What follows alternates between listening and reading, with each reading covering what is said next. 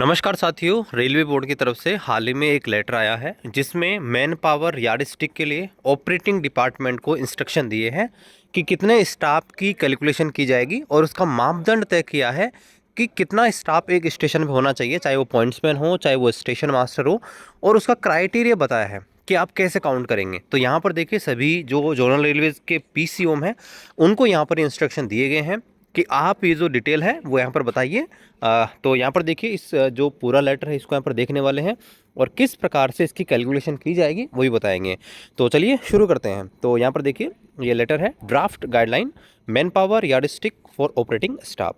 यहाँ पर देखिए a committee is constitute for finalisation of man power yard stick for operating staff.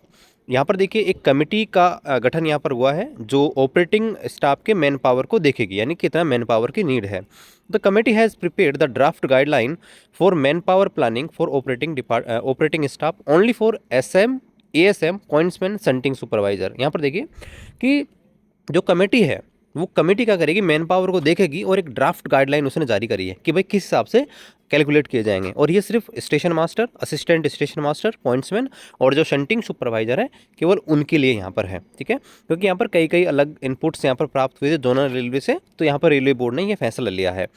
तो यहाँ पर it is requested to analyse the these guideline and share feedback. इसलिए आप जो है गाइडलाइन का पालन करते हुए जो है फीडबैक दीजिए। यहाँ पर देखिए 5 पॉइंट का ध्यान रखना है जब भी यहाँ पर ये रिपोर्ट तैयार करें। उसमें पहला देखिए 5 प्रकार के स्टेशन उन्होंने बांटे हैं कि रेलवे सच प्रकार से हो सकता है कि 5 अलग अलग प्रकार के स्टेशन लेकर आप इसका एनालिसिस करना है। पहला, एक छोटा स्टेशन जहाँ पर मैक्सिमम थ्रू ट्रेन निकलती हैं, यानी कि जैसे कोई छोटा स्टेशन है, रोड साइड स्टेशन है जहाँ पर मैक्सिमम ट्रेनें थ्रू निकलती हैं, एक आध ट्रेन ही रुकती हैं, एक जोड़ी ट्रेन या 2 जोड़ी ट्रेन है वो रुकती हैं, ऐसा स्टेशन लेना है। दूसरा, a mid side station with maximum number of halting train, यानी कि एक ऐसा मिड साइड स्टेशन लेना है, ऐसा स्टेशन जहाँ पर मैक्सिमम ट्रेनें रुकती हों, स्टॉपेज ज़्यादा उन ट्रेनों का। तीसरा, एक ऐसा स्टेशन का एनालिसिस करना है, a large station with yard and originating terminating train. यहाँ पर देखिए एक बड़ा स्टेशन लेना है जहाँ पर बड़ा यार्ड हो, साथ में बहुत सारी ट्रेनें वहाँ से शुरू हो रही हैं, जैसे जयपुर हो गया, अजमेर हो गया, जहाँ पर बहुत सारी ट्रेनें स्टार्ट हो रही हैं, ख़त्म भी हो रही हैं, कोचिंग भी और फ्रेट भी, यानी मालगाड़ी भी और पैसेंजर ट्रेन दोनों।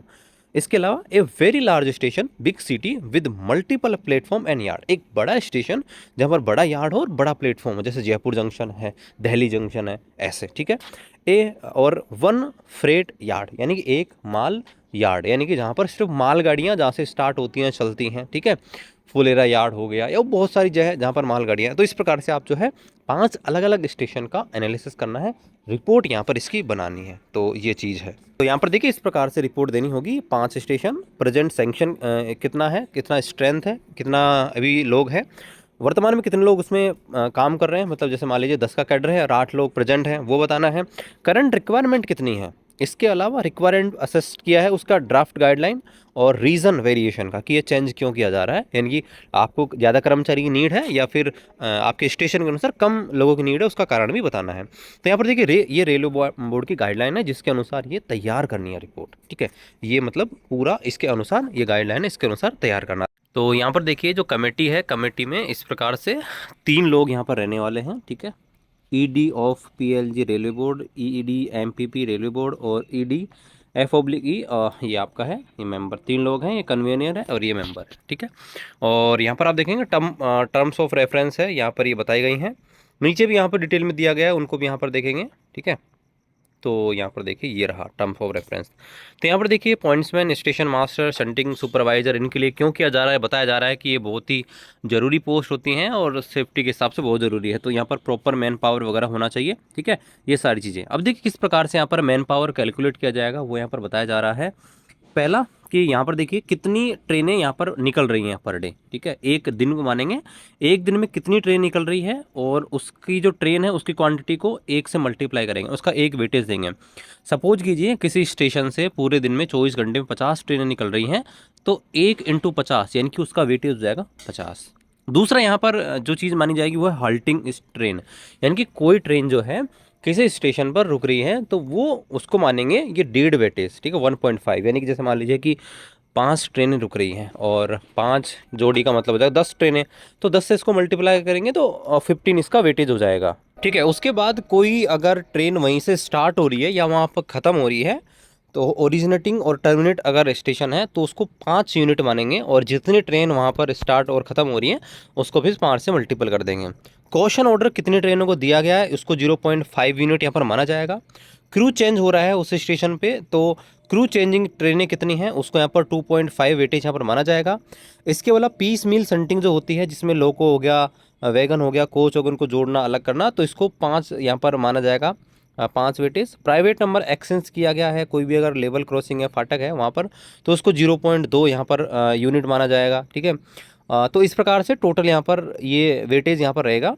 और यहाँ पर एवरेज, यहाँ पर देखिए एक चीज़ और ध्यान रखनी है यहाँ पर, कि एवरेज यहाँ पर लेना है, यानी कि टोटल एवरेज, जैसे मान लीजिए किसी दिन तो कोई ट्रेनें वीकली भी रहती हैं, ठीक है, तो एक एवरेज यहाँ पर निकालना है। वीकली ट्रेनें भी रहती हैं, कुछ डेली ट्रेनें होती हैं, तो एवरेज कितनी ट्रेनें उसको लेकर ये सारी चीज़ यहाँ पर जो है माननी चाहिए। ठीक है। और ये शंटिंग शुड भी, ये इसको भी एवरेज यहाँ पर मानना चाहिए।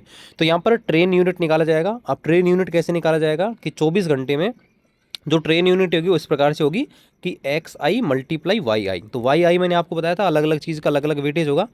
तो टोटल टी यू जो निकाला जाएगा, ट्रेन यूनिट निकाली जाएंगी, इस प्रकार से निकाली जाएंगी कि भाई कितनी ट्रेनें थ्रू निकली है उसको 1 से मल्टीप्लाई करेंगे, प्लस कितने होल्ट स्टेशन, कितनी ट्रेनें वहाँ से रुक रही हैं उस स्टेशन पर, उसको 1.5 से मल्टीप्लाई करेंगे 24 घंटे में। कितनी ट्रेनें ओरिजिनेटिंग हो रही हैं, टर्मिनेट हो रही हैं, उसको 5 से मल्टीप्लाई करेंगे। यानी कि जो ऊपर जो चीज़ दी गई है ना, ये वाली सेम है, इसको मल्टीप्लाई करेंगे, ऐड करेंगे, तो जितना भी टी यू आया यहाँ पर देखिए, जितना भी यहाँ पर ये टी यू आया है, ट्रेन यूनिट आई है पर डे की। अब यहाँ पर कितना स्टाफ की नीड होगी उसका फॉर्मूला देखिए, रेलवे ने बताया है। स्टेशन मास्टर और असिस्टेंट स्टेशन मास्टर के लिए इस प्रकार से है कि टोटल डेली ट्रेन, सपोज कीजिए एक स्टेशन है 24 घंटे के अंदर, उसमें मान लेते हैं 96 ट्रेनें यहाँ पर पास आउट हो रही है ना, मतलब उसका टी यू जो निकल के आ रहा है वो 96 है। ट्रेनें भी है, शंटिंग है, सब कुछ मिला मिलू के, तो 96 हो गया। और उसमें 48 का भाग देना है, प्लस एक ILR चाहिए और एक RG चाहिए। तो इस प्रकार से 2 + 1 + 1 यानी कि 4 कैंडिडेट की यहाँ पर जरूरत रहेगी, 4 स्टाफ की जरूरत रहेगी। यहाँ पर बात रहा है सब अर्बन सेक्शन, ये जो ऊपर वाला है नॉन सब अर्बन का है, नीचे वाला सब अर्बन का। तो सब अर्बन में क्या किया जाएगा, 60 से भाग दिया जाएगा, और वही एक RG और एक LR यहाँ पर रखा जाएगा। तो ये यहाँ पर रहेगा। इसके अलावा यहाँ पर बताया गया है कि ऐसे स्टेशन जहाँ पर यहाँ पर देख केबिन्स दिए गए हैं, वेयर एंड केबिन्स दिए गए हैं, तो वहाँ पर एक SM और 2 पॉइंट्समैन अलग से यहाँ पर माने जाएंगे पर शिफ्ट में। ठीक है। यहाँ पर देखिए आगे बताया गया है स्टाफ रिक्वायर्ड पर शिफ्ट, एक शिफ्ट में कितने स्टाफ की नीड रहेगी। तो यहाँ पर देखिए बताया कि मैन पावर जो होगा पर शिफ्ट वो होगा जितना भी SM है बटे 3, यानी कि 3 लोग रहेंगे 8-8 घंटे के हिसाब से। ठीक है, ये यहाँ पर रहेगा।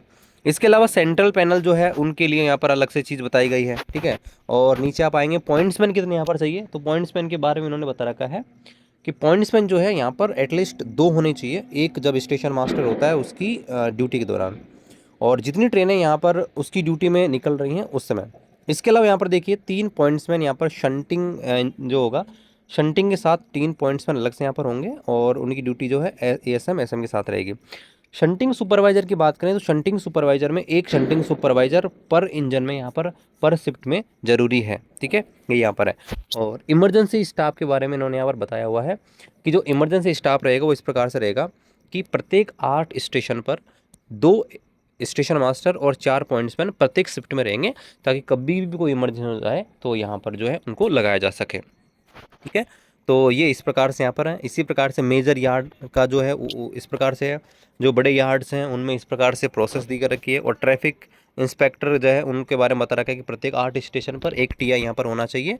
और जनरल पॉइंट्स जो है इनको भी यहाँ पर ध्यान में रखकर यहाँ पर ये चीज़ें की जाना चाहिए। और यहाँ पर देखिए ऑपरेटिंग स्टाफ में इन चीज़ों को यहाँ पर काउंट नहीं करना है, सिर्फ स्टेशन मास्टर, पॉइंट्समैन और जो शंटिंग स्टाफ है सिर्फ उनका ही जो है यहाँ पर होगा।